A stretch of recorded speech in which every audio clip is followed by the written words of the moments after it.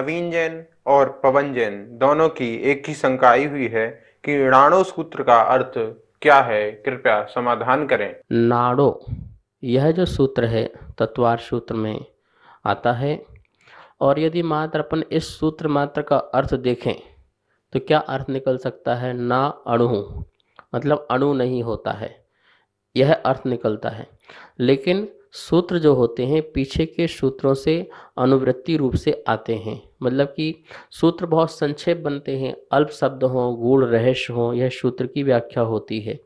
तो इस सूत्र को अपने पीछे के अर्थों से लगाना है, क्योंकि पीछे के सूत्रों में प्रदेश की चर्चा चल रही है कि प्रदेश, एक जीव के कितने प्रदेश होते हैं, और जो है धर्म द्रव्य के प्रदेश, अधर्म द्रव्य के प्रदेश, आकाश के प्रदेश, काल के प्रदेश, ऐसे प्रदेशों की चर्चा चल रही है। तो यहाँ पर पुद्गल के प्रदेश की बात करें कि पुद्गल का जो प्रदेश है, पुद्गल मतलब जो परमाणु है, अणु है, वो अणु कितना प्रदेशी है? तो यहाँ बोला नाड़ो, अणु जो है संख्यात, असंख्यात और अनंत प्रदेशी नहीं है। ये बात चर्चा करी मात्र अणु की।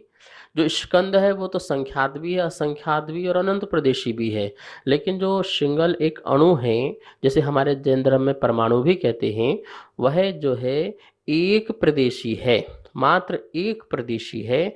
वह ना कि तो संख्यात प्रदेशी है, ना असंख्यात है, ना अनंत प्रदेशी है। जैसे आत्मा असंख्यात प्रदेशी है, धर्म अधर्म द्रव्य जो है वो असंख्यात प्रदेशी है, आकाश जो है अनंत प्रदेशी है, और काल द्रव्य जो है वो एक प्रदेशी है। लेकिन ऐसा जो पुद्गल द्रव्य है वो संख्यात असंख्यात अनंत न होकर के एक प्रदेशी है।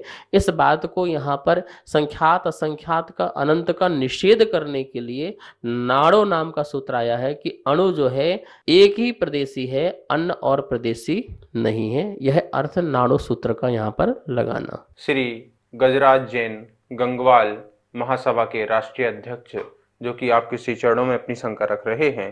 हे गुरुदेव, अभी मैंने एक वीडियो देखा जिसमें सम्मेश शिखर में कुछ लोग पहाड़ पर चढ़ रहे हैं, जो जूते चप्पल भी पहने हुए हैं, स्मोकिंग करते हुए भी जा रहे हैं।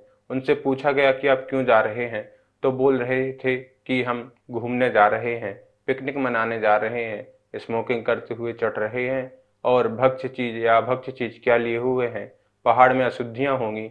तो इसके लिए जैन समाज को क्या कदम उठाने चाहिए, कृपया मार्गदर्शन दें। सम्मेश शिखर जो है हमारा बहुत ही पवित्र और पावन और पुनीत क्षेत्र है, एक श्रद्धा का स्थान है। ऐसा स्थान जहाँ से अनंत मुनि जो हैं मोक्ष को पधारे हैं, मोक्ष को प्राप्त किया है, शाश्वत क्षेत्र है। सभी क्षेत्र तो अशाश्वत हैं, लेकिन सम्मेश शिखर जो है शाश्वत क्षेत्र है। वर्तमान में दो ही क्षेत्र है, सम्मेश शिखर और अयोध्या, जो हमको प्राप्त है, ये शाश्वत क्षेत्र है। तो सम्मेश शिखर में इस प्रकार से यदि कोई अन्य लोग आकर के हरकतें कर रहे हैं तो इसमें कमी हमारी है, हमारी जो मैनेजमेंट कमेटी की कमी है, और हमारे लोग जो भक्त हैं उनकी कमी है। क्या मैनेजमेंट करेगी व्यवस्था तभी व्यवस्था होगी? ऐसे नहीं। आप घर में बैठे हैं, रिटायर होकर के बैठे हैं, आप काम क्यों नहीं करते हैं? आप जाइए वहाँ पर वर्कर बनिए, आप वहाँ पर सिविल ड्रेस पहनिए, और वहाँ पर बैठ कर के जैसे कार सेवा की जाती वैसे कीजिए ना। रोज पर्वत पर हमारे 1000 आदमी जो हैं कार सेवा करें, अपने अपने ड्रेस पहन करके। घर में बैठे हैं, फालतू बैठे हैं, कुछ काम धंधा तो उन लोग को है नहीं है, बस व्हाट्सएप में खेलते रहते हैं, ये ऐसा हो गया वैसा हो गया, ऐसी वीडियो आ गई वैसी वीडियो आ गई, ये हो गया वो हो गया, और चर्चाएं हजारों करते रहेंगे और बातें करते रहेंगे। समय की बात आएगी तो समय नहीं देंगे। आप जब तक वहां पर जागृत नहीं होंगे और आप स्वयं अपना समय नहीं देंगे, तब तक आप किसी भी क्षेत्र को नहीं बचा सकते। इस बात का ध्यान रखना। ना पेपर वर्क से बचा सकते हैं और ना ही सिर्फ फालतू बातें करने से बचा सकते हैं। आपको यदि क्षेत्र बचाना है, कोई भी क्षेत्र बचाना है, तो हमारे जो लोग घर में बैठे हुए जो हैं, जिनके पास समय भी है, टाइम भी है और समय दे सकते हैं, ऐसे लोगों की टीम बने और वहाँ पे क्षेत्र में ही रह करके वह क्षेत्र की रक्षा करें। एक अच्छे कर्मठ कार्यकर्ता बनकर के रक्षा करें कि हमारा पवित्र क्षेत्र जहाँ लाखों लोग आया करते हैं।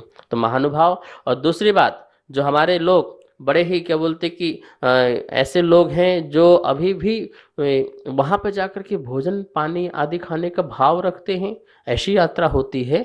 अरे ऐसे तपस्वी मुनिराजों के तीर्थंकरों के दर्शन करने जा रहे हो जिन्होंने उपवास करके अपनी आत्म साधना की है, और आप वहाँ भी रास्ते में आपको पानी चाहिए है, शिकंजी चाहिए है, ये चाहिए है, वो चाहिए है, आदि ऐसी व्यवस्थाएं चाहिए हैं।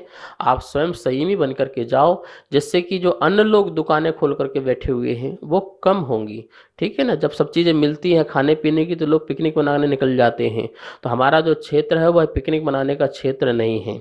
और एक व्यवस्था और है कि यदि सरकारी व्यवस्था मिलती है तो वहाँ पर रोप वे बन जाए।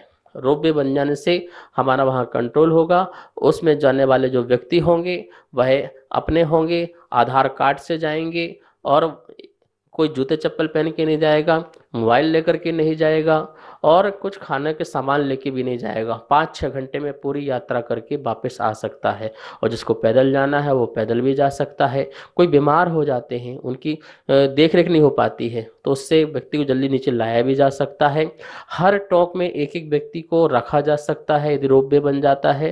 तो इस प्रकार से बहुत सारी व्यवस्थाएं अच्छी सुचारू रूप से चालू हो सकती हैं और आपके कंट्रोल में प्रारंभ हो सकती हैं। ठीक है ना, तो ऐसी व्यवस्थाओं को ध्यान में रखें और इस व्यवस्था को आगे बढ़ाएं, तो आपका क्षेत्र जो है सुरक्षित और व्यवस्थित रह पाएगा। सरला जैन विदिशा से आपके श्री चरणों में अपनी शंका रख रही हैं। हे गुरुदेव, अधिकतर मंदिरों में दर्शन करने जाते हैं तो बाहुबली भगवान की प्रतिमा मिलती है, लेकिन भरत भगवान की प्रतिमा कहीं भी मिलती है, और ना ही भरत भगवान की पूजा है, ना ही उनके नाम से कोई स्त्रोत है। ऐसा क्यों? कृपया समाधान करें। भगवान बाहुबली और भगवान भरत दोनों ही अरहंत भगवान हैं, लेकिन फिर भी भगवान बाहुबली का जो नाम है वो जग में बड़ा प्रसिद्ध है। किस कारण से है आप सोच सकते हैं। भरत चक्रवर्ती ने तो पूरा 6 खंड को जीत करके और 6 खंडों के भोगों को भोग करके उन्होंने ये घर छोड़ा था। लेकिन बाहुबली ने, जिन्होंने भोगों को प्राप्त करके भी भोगों को क्षण भर में छोड़ दिया, क्षण मात्र में छोड़ दिया, तो इसलिए बाहुबली भगवान का नाम जग में हो गया कि मैं भोगों के लिए, इन विषयों के लिए, इस राजमहल पाट के सुख के लिए मैं अपने भाई से लड़ूं झगड़ूं नहीं, ये अनुचित है। इस भाव को लेकर के उन्होंने एक क्षण में ही सारा का सारा परिग्रह छोड़ दिया। तो इसलिए भगवान बाहुबली की जय जयकार हो गई। तो ऐसे बाहुबली भगवान, और जिन्होंने 12 महीने तक खड़े होकर के कठोर साधना की, कठोर तपस्या की, इसलिए भी बाहुबली भगवान बहुत प्रसिद्धि को प्राप्त हुए। इसलिए भगवान बाहुबली की प्रतिमाएं जो है मंदिर में ज़्यादा मिलती हैं और प्रसिद्धि भी उनकी ज़्यादा हुई। आप देखिए कहीं मस्तकाभिषेक हो रहा हो और बाहुबली का मस्तकाभिषेक हो रहा हो तो कितनी प्रहाना होती है, वो एक अलग ही बात है। मतलब तीर्थंकर का भी अभिषेक कहीं चल रहा हो, बाहुबली का चल रहा हो, तो नाम बाहुबली का ज़्यादा हो जाता है।